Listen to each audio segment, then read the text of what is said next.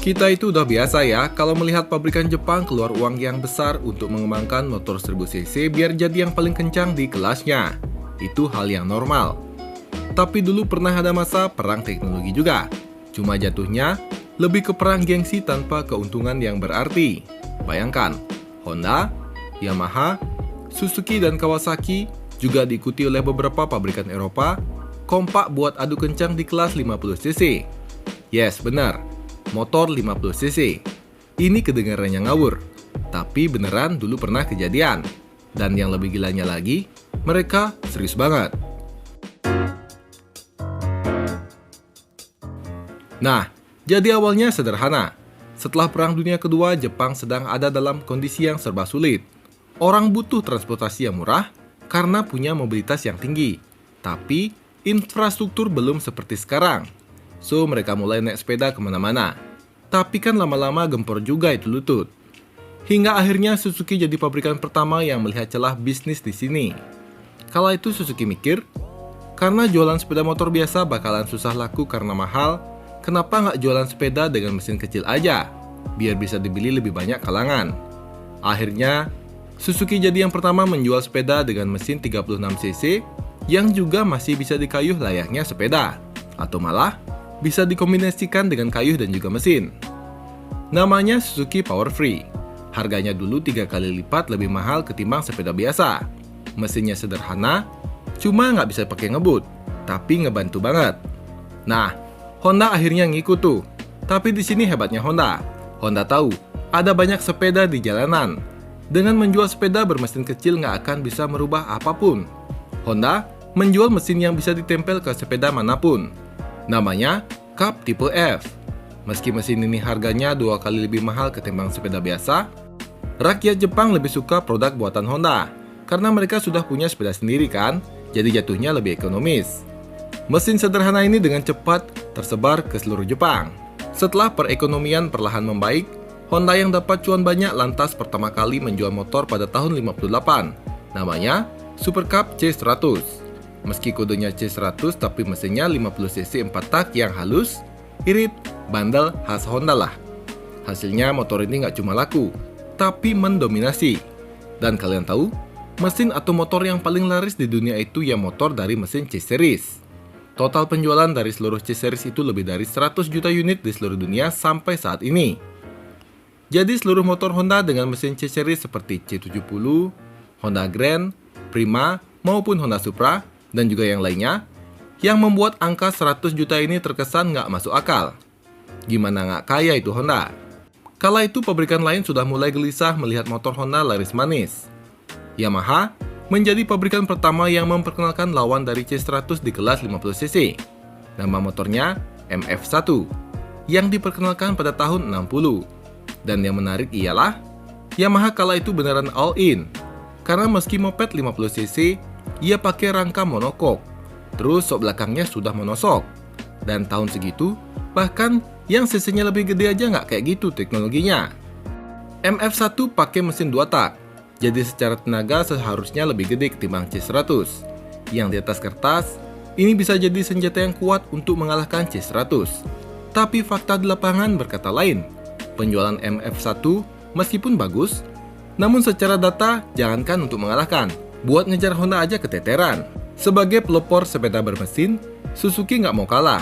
Nggak lama Suzuki ikut meramaikan persaingan dengan memperkenalkan Cellpad MA pada tahun yang sama dengan Yamaha.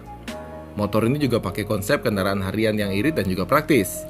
Di titik ini, pasar motor kecil Jepang lagi nggak dimonopoli nih sama satu pabrikan aja. Persaingan sudah mulai terbentuk, meskipun fokusnya masih ada di kendaraan harian yang irit, murah, dan juga badak. Tapi diam-diam, Honda yang mungkin merasa udah ada saingan nih, ia mencoba menciptakan 2 motor sekaligus. Yang menurut saya ini jatuhnya udah jadi motor hobi. Karena bentuknya unik, dan jadi nggak serba bisa aja gitu. Pada akhir tahun 60-an menuju tahun 70-an, Honda memperkenalkan Honda Monkey dan juga Dax ST50. Ternyata respon pasar positif. Mereka juga pengen bergaya. Selain lucu dan unik, kedua motor ini sangat menyenangkan untuk dikendarai. Dan dengan 3 produk yang berbeda, Cup, Monkey, dan juga Dax, Honda berhasil memperkuat dominasinya di kelas 50cc sekaligus menciptakan berbagai karakter motor kecil yang berbeda. Karena nggak mau head-to-head di kelas Cup yang sudah kadung didominasi oleh Honda, Yamaha lantas menjadi pionir dalam menaikkan derajat motor 50cc yang dikenal sebagai motor harian menjadi motor sport dengan memperkenalkan varian FS1 pada tahun 69 yang baru populer pada tahun 71 di Eropa. Hal ini dipicu oleh aturan Inggris yang membatasi remaja umur 16 tahun hanya boleh mengendarai moped 50cc doang. FS1 pakai mesin 2 tak dengan tenaga hingga 6 HP. Motor ini laku keras karena meski 50cc, namun ia bisa digeber hingga kecepatan 80 km per jam. Dan nggak lama kemudian, FX50 diperkenalkan sebagai varian lebih sporty ketimbang FS1. FX50 punya desain ala cafe racer dan tentu punya penampilan yang lebih sporty. Tapi nggak cuma lebih sporty, motor ini dilengkapi dengan teknologi torque induction yang bikin tenaga naik jadi 6,3 HP. Nah, seperti nggak memberikan nafas ke pabrikan lain, RD50 diperkenalkan Yamaha pada tahun 74 sebagai penerus dari FX50. Nama RD sendiri memiliki makna Race Developed. Secara sederhana, meski ini motor 50cc, tapi mewarisi teknologi dari balap MotoGP. Yang paling terlihat adalah dengan penggunaan piringan cakram depan, yang kala itu belum ada nih motor 50cc pakai rem cakram. Kalau bicara soal permesinan, RD50 dan FX50 punya tenaga yang sama-sama 6,3 HP. Tapi ternyata, kedua mesin ini nggak sama loh. Kalau mesin FX50, tenaganya baru keluar di RPM tinggi. Tapi kalau RD50, punya tenaga yang linear dari RPM bawah berkat penyempurnaan di bagian revolve.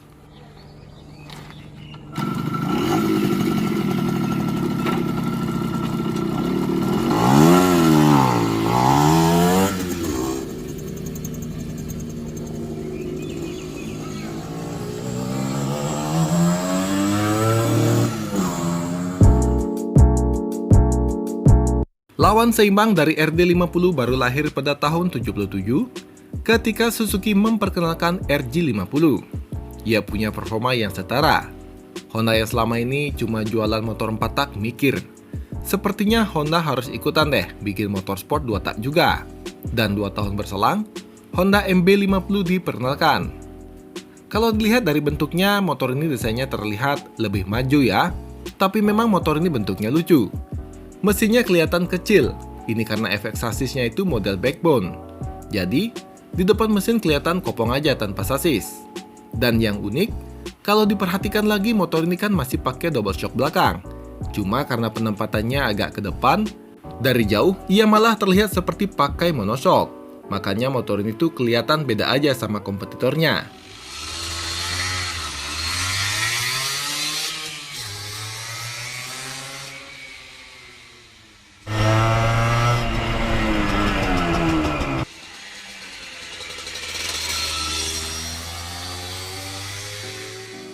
Tapi persaingan nggak menunggu terlalu lama. Kemunculan MB50 langsung dibalas Yamaha dengan memperkenalkan RD50 MX. Yang motor ini beneran pakai monoshock, bukan cuma kelihatan doang kayak pakai monoshock. Tapi dari tadi kok cuma 3 pabrikan Jepang aja ya? Kawasaki mana? Kawasaki akhirnya baru memperkenalkan motor sport 50cc pada tahun 81 lewat AR50. Nggak apa-apa lahir paling telat. Tapi tenaga motor ini paling gede, mencapai 7,2 HP, alias hampir 1 HP lebih besar ketimbang kompetitor. Ia juga pakai transmisi 6 percepatan dengan desain yang lebih sporty. Tampangnya beneran sporty abis. Tapi apakah Yamaha diam aja? Ya enggak dong. Meski baru merilis RD50MX pada tahun 80, pada tahun 81 Yamaha langsung merespon AR50 dengan RZ50. Bentuknya nggak kalah keren. Dan kalau kalian lihat, RZ50 sudah pakai radiator dan menjadi yang pertama di kelasnya.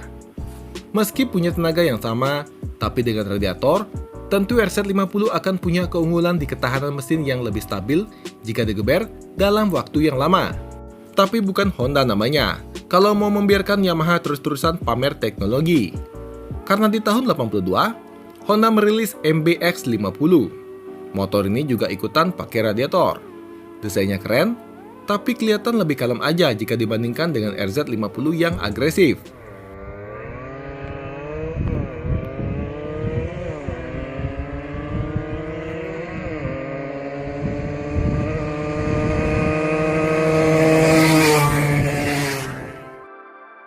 Suzuki pun nggak mau kalah dengan memperkenalkan RJ50 Gamma di tahun yang sama, dengan spesifikasi yang sama dengan RZ50 dan juga MBX50, tapi punya kelebihan di bagian sasis. Karena ia memakai box frame, yang konon bikin RJ50 Gamma punya handling yang paling presisi. Lanjut ke bagian performa. Kawasaki, Yamaha, dan juga Honda punya tenaga yang sama-sama di 7,2 HP, dengan top speed di kisaran 90 km per jam. Sedangkan RJ50 Gamma, tenaganya sedikit lebih gede di 7,5 HP, yang punya top speed di kisaran 95 km per jam. Sebetulnya kalau melihat ke belakang, Suzuki punya pengalaman paling sadis di kelas 50cc yang membuat ia terlihat lebih superior.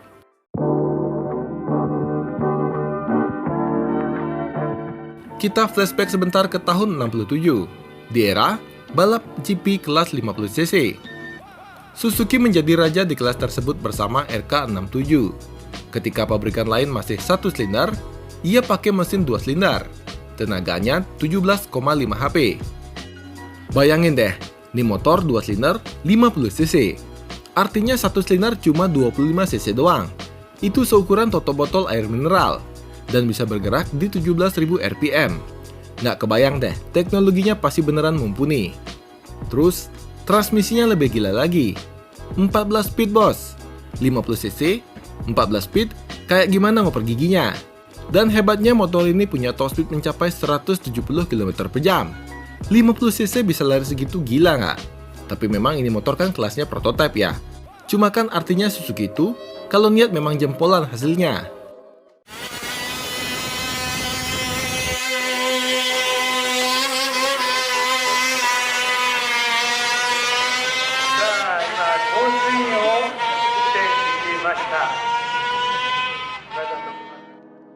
Dan kalau balik ngomongin motor 50cc produksi massal dari pabrikan Jepang, di titik ini saya mikir, ini seriusan nih. Tiap tahun pabrikan Jepang ini bisa-bisanya memperkenalkan motor baru, yang bahkan dengan mesin dan teknologi yang juga baru. Kalau motor-motor sekarang kan, update 5 tahun pun belum tentu pakai mesin baru, palingan ganti stripping doang. Namun setelah beberapa tahun pertarungan sengit, pada awal tahun 90-an, Yamaha tiba-tiba memperkenalkan sebuah motor baru namanya TZR 50. Dan secara penampilan, ini memang adalah versi mini dari TZR 150. Desainnya keren, khas JDM tahun 90-an. Line up 50cc Yamaha sudah meninggalkan bentuk naked bike dan beralih ke full fairing yang sangat sporty.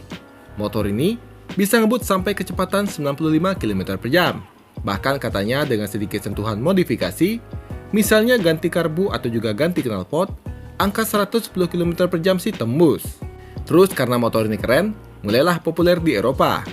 Lagi-lagi Honda nggak mau kalah, tapi kali ini ia malah all out dengan memperkenalkan dua motor sekaligus, NS50F dan NSR50. NS50F itu ya motor dijual buat harian, bentuknya masih naked bike itu. Masih enak lah buat dipakai sehari-hari. Dimensinya mirip TZR50 dan spesifikasinya pun bersaing. Kalau NSR50, ini tuh motor sport fairing keren, tapi dimensinya mini. Jadi mirip seperti motor yang dipakai untuk belajar balap. Jadi, mungkin dulu Marc Marquez itu latihannya pakai motor ini kali ya. Di Indonesia saya pernah lihat ada yang jual nih motor, tapi mahal bener, langka banget unitnya. Namun, ketika Jepang sudah mulai mikir, aduh capek nih, bikin motor begini nih untungnya kecil. Dan di saat yang bersamaan, pabrikan-pabrikan Eropa itu malah makin gila. Aprilia merilis RS50 pada tahun 92 yang secara visual dibuat semirip mungkin sama kakaknya yang punya cc 125 atau 250cc. Motor ini pakai mesin dari Minarelli AM6 yang memang biasa dipakai sama pabrikan besar Eropa biar nggak pusing mendevelop mesin lagi. Tapi biar kata cuma 50cc, RS50 punya top speed di kisaran 105 km per jam.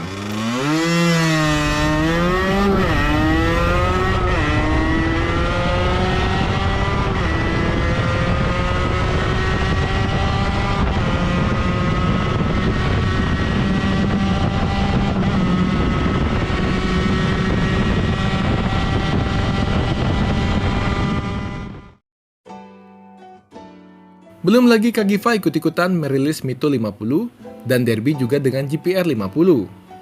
Secara tidak langsung, era ini menjadi status simbol bagi remaja di Eropa. masa peralihan perang gila pabrikan Jepang menjadi perang gila pabrikan Eropa. Dan jadi masa kemasan di mana kapasitas mesin itu nggak menghalangi para insinyur untuk bikin sebuah mahakarya. Ketika era 90-an berakhir, motor 50cc bukannya meredup, malah semakin menggila. Kalau di era Jepang kan tahun 80-an, berusaha bikin 50cc cuma jadi kencang doang.